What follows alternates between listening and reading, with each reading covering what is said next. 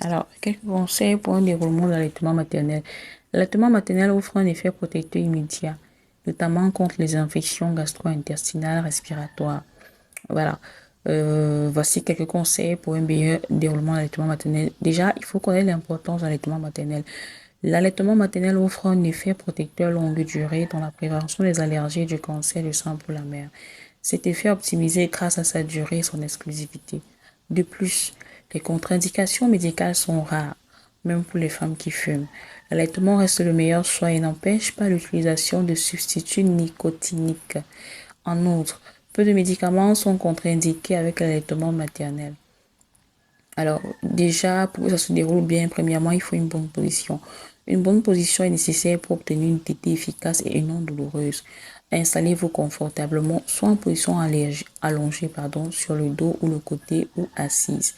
Tournez le bébé complètement face à vous. L'oreille, l'épaule et la hanche doivent être sur une même ligne. La tête du bébé est dans l'axe de son corps, légèrement inclinée en arrière pour que le mamelon pointe vers le palais. Pas d'appui derrière la tête. Il faut stimuler la lèvre supérieure du bébé avec le mamelon. Cela l'incite à basculer sa tête en arrière et ouvrir grand la bouche. Le rapprocher du sein au maximum pour maintenir cette position. La prise du sein est asymétrique avec plus d'aréoles en bouche au niveau du menton. Celui-ci est enfui dans le sein. La lèvre inférieure bien roulée. Il faut poser la lèvre supérieure sur le sein et le nez est dégagé naturellement. Ne cherchez pas avec le doigt à dégager le nez de votre bébé pour qu'il puisse respirer. Les bébés savent trouver la bonne position pour téter et respirer en même temps. Par contre, en tirant sur le sein pour dégager le nez de l'enfant, vous risquez de blesser votre mamelon. Vous ne devez pas masquer l'odeur de l'aréole. L'odorat est pour lui un repère essentiel. Une douche par jour avec un savon neutre suffit à l'hygiène des seins.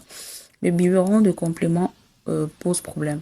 L'effort à faire pour téter une tétine de caoutchouc est beaucoup plus faible. De plus, la position de la bouche sur la tétine n'est pas du tout la même que sur le mamelon.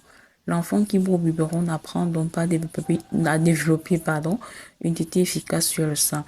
Il faut éviter de consommer de l'alcool pendant l'allaitement. Si vous consommez un verre, sachez que l'alcool passe dans le lait maternel en même quantité que dans votre sang. Il n'y a pas de règle à respecter sur le nombre de tétées quotidiennes. Certains bébés se suffisent de 6 tétées dès le premier jour. D'autres en demanderont 12 voire plus. Voilà.